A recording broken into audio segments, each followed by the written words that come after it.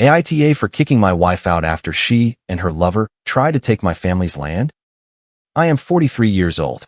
I have spent 31 of those years surrounded by cornfields, copper stills, and oak barrels. My skin is tan the color of old leather, and my hands are so cracked they look like the bark of an old oak tree.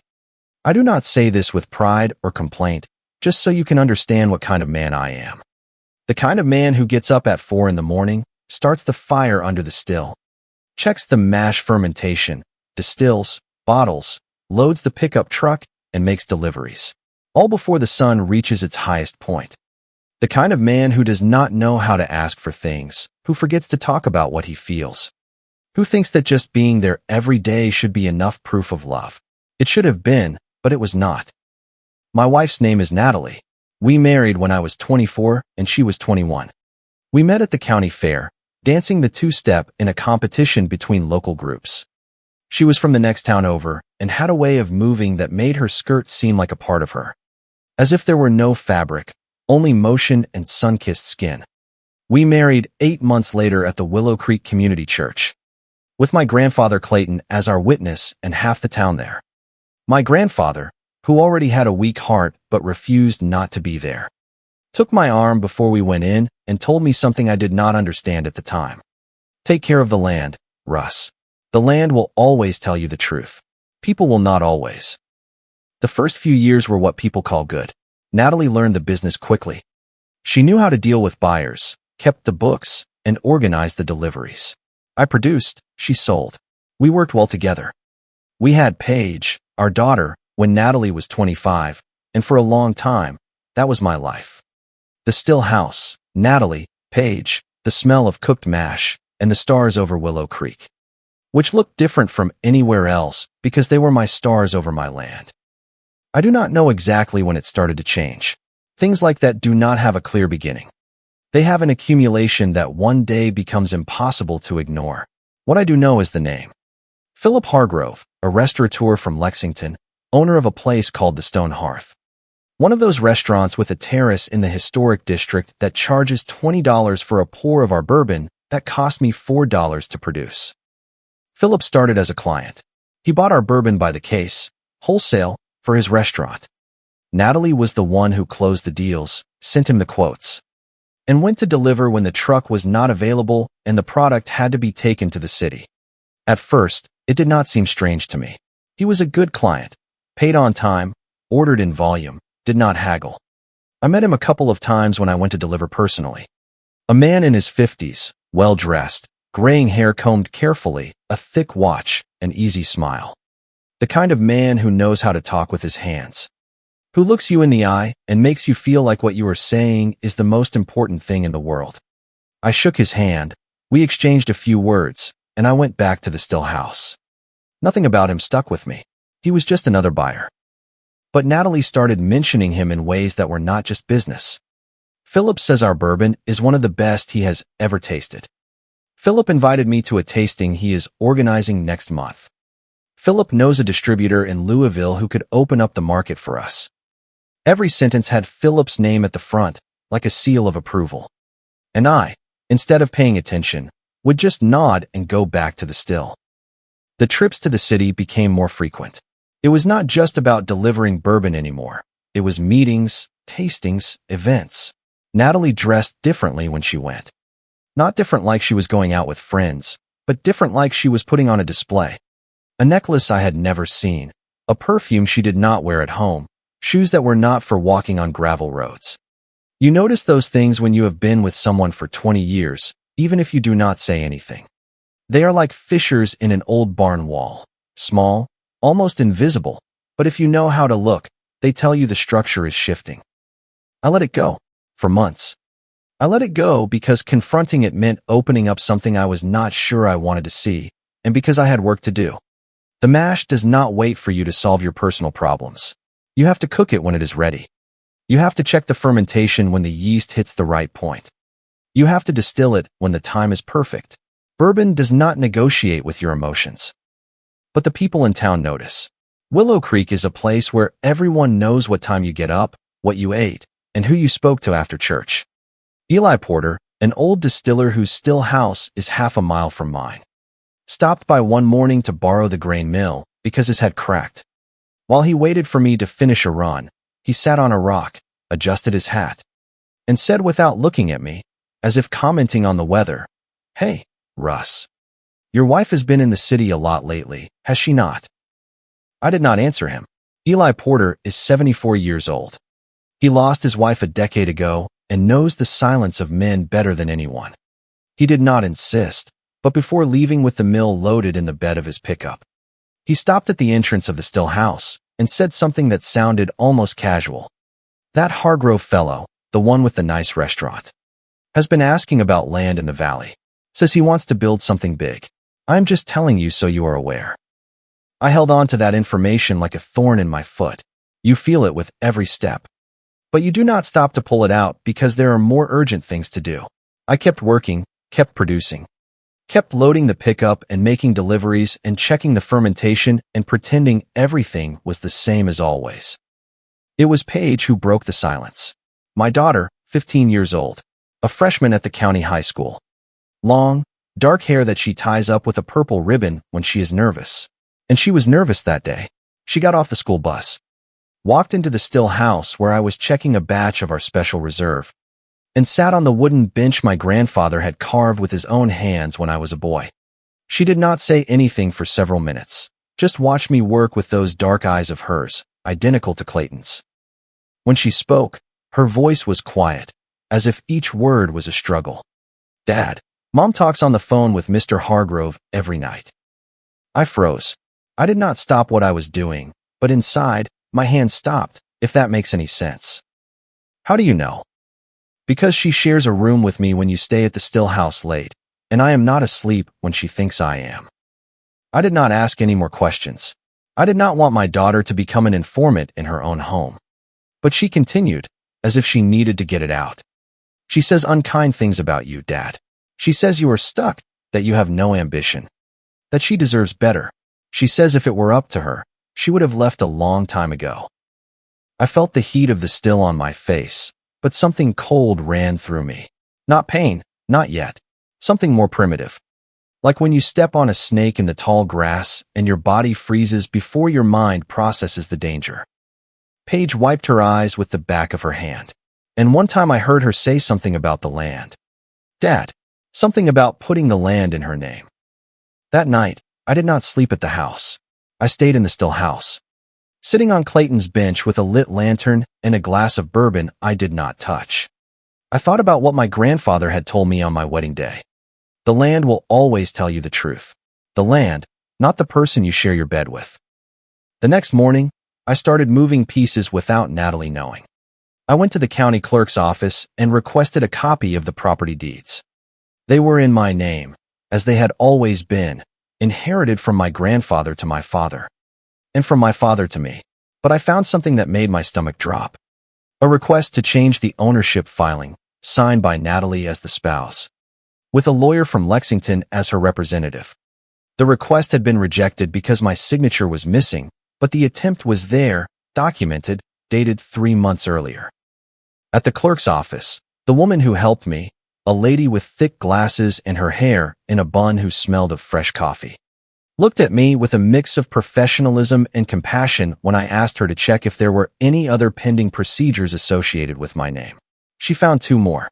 An inquiry about the property's assessed value, made by phone from a number that was not mine or Natalie's, and a request for information on the requirements to subdivide the plot. Both were less than 2 months old.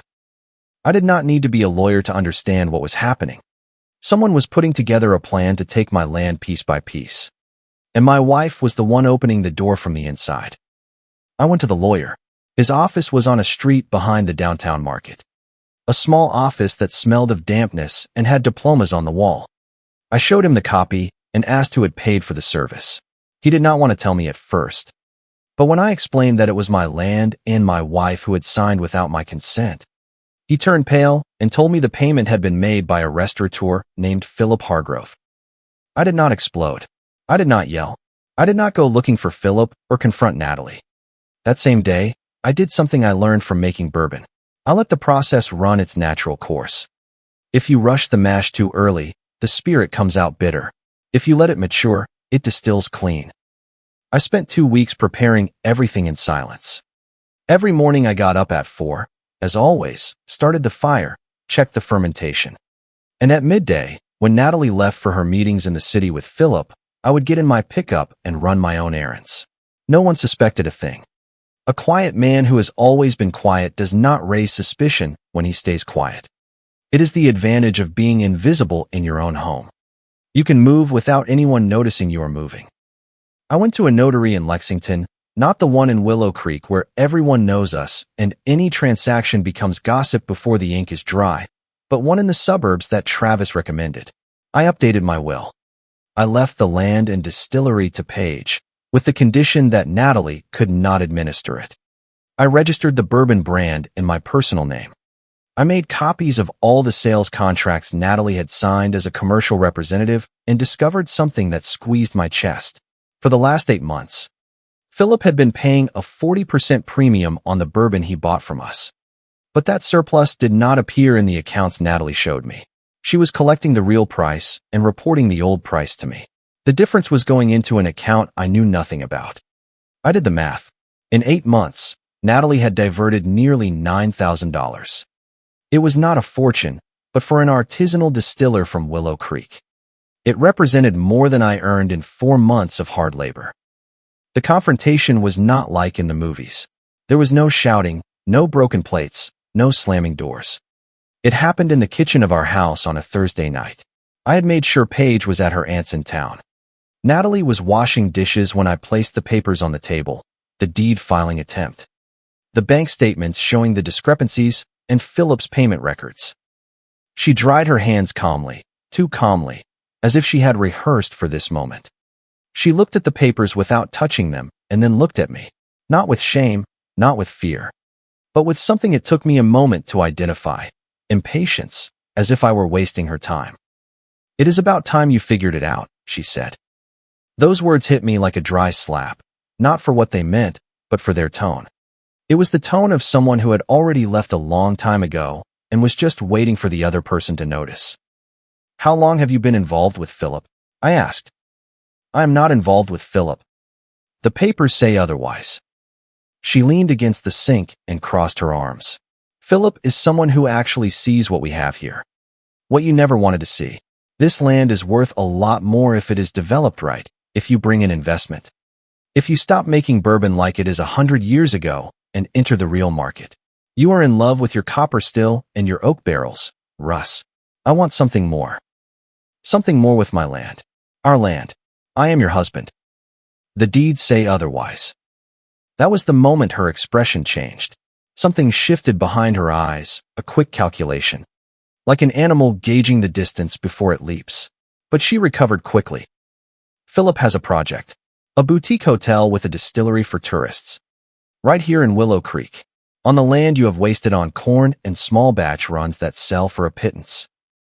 A boutique hotel on my land, financed by the man you have been involved with." "I am not involved with him. I am doing what you do not have the courage to do." I was quiet for a long moment. The kitchen clock made that sound I had always found comforting, which now sounded like a drip in an empty cave. Outside, a dog barked twice and then fell silent. "And if I say no? Then you are choosing your pride over your daughter's future." My daughter was the one who opened my eyes. That stopped her. I saw the information change her face, how the impatience turned into something harder, colder. Paige does not know what she is talking about. Paige knows perfectly well what she is talking about. And she knows what she heard. That does not change anything. The land is still worth the same. The land is not for sale, Natalie. Not to Philip. Not to you. Not to anyone. Russ. I have already updated the will. I have registered the brand. I have already moved everything I needed to move. What I am telling you now is not a negotiation. I am informing you. The silence that followed was the longest of my life. Natalie looked at me as if seeing me for the first time, as if just discovering that the quiet man who got up at 4 in the morning and smelled of mash and oak smoke was capable of making decisions without asking her permission. "You cannot do that," she said, but her voice came out different, thinner. "I already did. I have rights. I am your wife. 20 years, Russ. 20 years in which I produced and you managed. And in those 20 years, for the last 8 months, you diverted nearly $9,000 from me while planning to hand over my land to another man. Do not talk to me about rights. She took a step toward me. Philip will. Philip will have to find another piece of land for his boutique hotel and another distiller for his restaurant. I already canceled the supply contract this morning. That was what finally broke her. Not the loss of the land, not the confrontation with me, but the loss of the business. Because in that moment, I understood something I should have seen years ago. For Natalie, Philip was not about emotion. Philip was the next step up. And I was not the husband she was betraying. I was the rung on the ladder she wanted to step off of. What I did not tell her that night, because it was no longer worth it, was what had happened that same morning when I went to Philip's restaurant to cancel the contract. The stone hearth was closed to the public at that hour, but the service door was open. I walked in through the kitchen, where an assistant was prepping vegetables, and found Philip in his office reviewing invoices. When he saw me, he smiled as if we were in a business meeting. That smile confirmed everything I needed to know. The man did not have an ounce of respect for me. I placed the cancellation document on his desk. He read it without losing his smile. Russ, do not be like this. This is business. It is nothing personal. Using my wife to get my land is very personal, Philip. His smile went out like a candle you blow on. He leaned back in his chair, sized me up, and for a moment I saw the real man behind the facade. Calculating, cold, used to people doing what he wanted because he had the money to convince them. Your wife came to me. I did not go looking for her. I do not care who went looking for whom. What I care about is that you paid a lawyer to try to change the deeds to my land. That is not business. That is an attempt to take what is not yours. He fell silent. For the first time since I had met him, he did not have a ready answer. I pointed to the document. Sign it, or my lawyer will handle it. You decide how much you want this to cost your restaurant. He signed it, without another word. And I walked out of there with the metallic taste that adrenaline leaves in your mouth as it fades. Natalie left that night, not with suitcases or drama. She left in an Uber she called on her phone, with one bag of clothes and a dry face. She did not cry, did not beg, did not ask for another chance. She just left, like someone quitting a job that no longer suits them. From the doorway, I watched the red taillights of the car disappear down the gravel road, kicking up dust that hung in the air like a slow ghost. I closed the door and sat in the kitchen, in the same chair my grandfather had sat in the last Christmas he spent with us. The clock kept ticking, the crickets were chirping outside, and I just sat there with my hands on the table, feeling the house fill with a silence that was not empty, but clean. The following days were strange. The house felt bigger than it was. The sounds changed.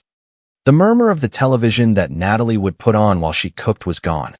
So was the buzz of her phone vibrating every half hour, and her voice talking to someone who was not me. What was left was the silence of the countryside at night and the creaking of the house's old wood as the cool air came down from the hills. Paige came back 3 days later. She walked into the still house without a word, sat on Clayton's bench, and watched me work for a full hour before speaking. She's gone. Yes. Is she coming back? No. She did not ask me why. I think at 15 she already understood more than any teenager should have to about the decisions adults make. What she did do was something that undid me inside. She got up, walked over to where I was stirring the mash, and hugged me. No words, no tears.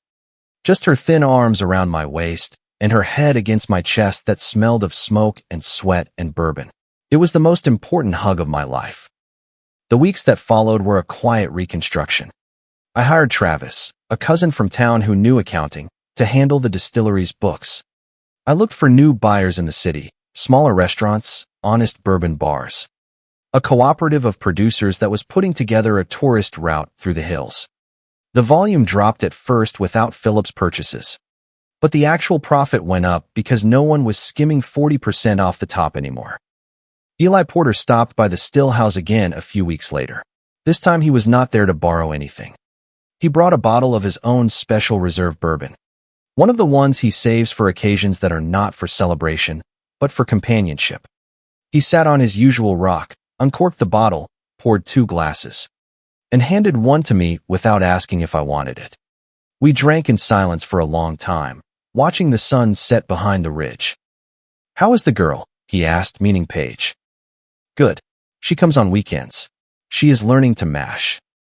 He nodded slowly, the way old men do when they approve of something without needing to say it. "Your grandfather would be happy." "Sometimes I feel like he is here," I said. I did not realize I had said it out loud until the words were out. Eli Porter looked at me with those watery eyes that old countrymen have and said, "He is. The ones who work the land never really leave, Russ. They stay in the smell." We kept drinking until the bottle was empty and the stars covered the entire sky, as if someone had spilled a sack of white corn on black cloth. We did not talk about Natalie. We did not talk about Philip. There was no need. Some conversations are best had without words. Paige started coming to the still house not just on weekends, but on weekdays too, after school. She would change out of her uniform, put on some old boots she found in a closet, and get to work as if she were born for it. She learned to tell when the mash was ready to be cooked just by the smell. She learned to gauge the still's temperature with her hand held a foot and a half away.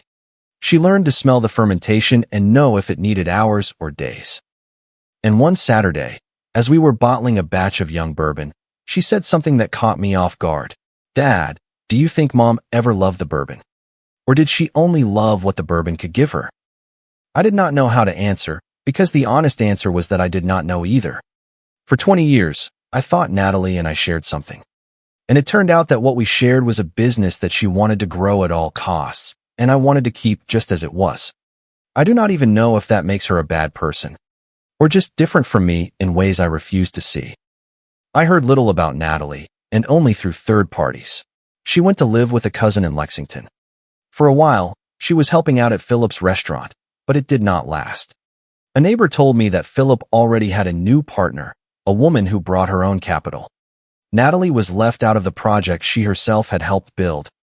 With my bourbon and my land as the promised collateral, I did not feel satisfaction hearing that. I felt something more like confirmation of what I already knew. When you get on a train that is not yours, sooner or later you get dropped off at a station you did not choose. 3 months after she left, Natalie called me. It was a Sunday afternoon. I was in the still house labeling bottles with Paige, who had learned to apply the labels with a precision that made me proud. I saw the number on the screen and hesitated. Paige looked at me and said nothing, but her silence said everything. I answered. Natalie sounded different. Her voice was trembling, something that had never happened in the 20 years I had known her. Not when Paige was born and there were complications, not when my grandfather died. Not when a drought hurt half our cornfield a few years back. Natalie had always had a firm voice, the kind that fills a room without needing to be raised. But that afternoon, her voice sounded like crumpled paper. She told me things had not worked out as she had expected, that Philip had cut her out of the project, that the woman who came with her own money had displaced her within weeks, that Philip, once he no longer needed her as a bridge to my land, had simply stopped answering her calls. Just like that, from one day to the next. Like you stop watering a plant that is no longer decorative. She said she had nowhere to go long-term. That her cousin in the city had already told her the arrangement was temporary. She wanted to talk about the house, about the things she had left behind, about us. I asked her directly, "What do you want, Natalie?" "I want to see if we can fix this." "Fix what?" "Us. The family. Everything." I was quiet for a moment. Outside, the afternoon sun painted the hills a dusty orange that looked like clay powder. Paige was still applying labels, her purple ribbon in her hair, her face concentrated. And in that moment, I thought I saw my grandfather Clayton in her eyes. That same quiet stubbornness he had when he knew he was doing the right thing. "There is nothing to fix, Natalie. You made your decisions, and I made mine." "But Paige." "Paige is fine. She is here with me at the still house. She is learning the trade." "Russ, please. You tried to take my land. You diverted money from me for months. You planned a business with another man using what my grandfather left me. There is no coming back from that. It does not exist." There was a long silence. I could hear her ragged breathing on the other end of the line. "You are a hard man, Russ." "I am not hard. I am clear. There is a difference. I hung up. Paige looked up from the labels and asked if I was okay. I told her I was, and it was the truth. I was more okay than I had been in a long time. A few weeks later, while I was doing a deep clean of the still house, something I do every change of season, moving the barrels, sweeping up the dry spent grain, checking for leaks in the tin roof, I found an old cookie tin under Clayton's bench. It was rusted and heavier than it should have been. I opened it, expecting to find old nails or forgotten coins. Inside was a yellowed envelope with my grandfather's handwriting, shaky but legible. The envelope had damp stains on the corners and smelled of that peculiar mix of old paper and earth, as if the letter itself had grown roots under the bench. The letter was not long. It said, "Russ, if you found this, it is because you are looking for something. The land is not to be sold, lent, or given away. The land is to be worked and defended. If someone tells you your way of life is not enough, it is because they want to live off what is yours without earning it. Good bourbon takes years to make. Good people do too. Do not be in a hurry. Your grandfather, Clayton." I read that letter 3 times, sitting on his bench with the smell of cooked mash all around me and the stars of Willow Creek beginning to appear one by one over the hills.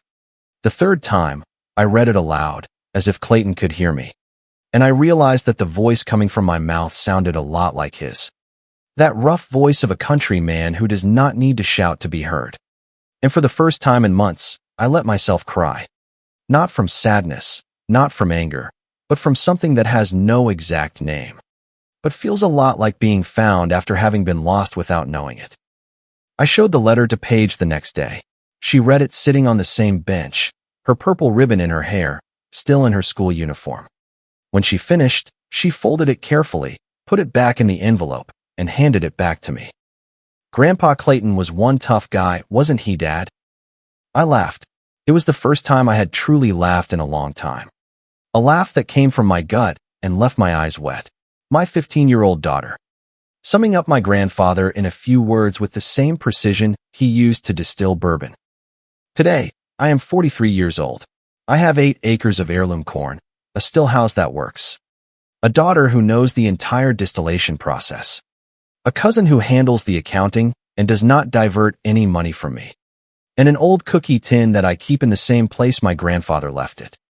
I do not have a wife. I do not have a business partner. I do not have anyone telling me my way of life is not enough. The other day, as I was loading the pickup for a delivery to a new bourbon bar in the city, Eli Porter walked by with his truck and shouted to me from the road, "Hey, Russ, it is already smelling like a good season." And he was right. The morning air carried that sweet smell of ripe mash mixed with damp earth, and the sun was just beginning to warm the stones of the still house. Everything smelled the way it had always smelled, of work, of heritage, of who I am. And for the first time in 20 years, that feels like enough. If you liked it, don't forget to leave a comment and support the channel by subscribing. See you in the upcoming stories.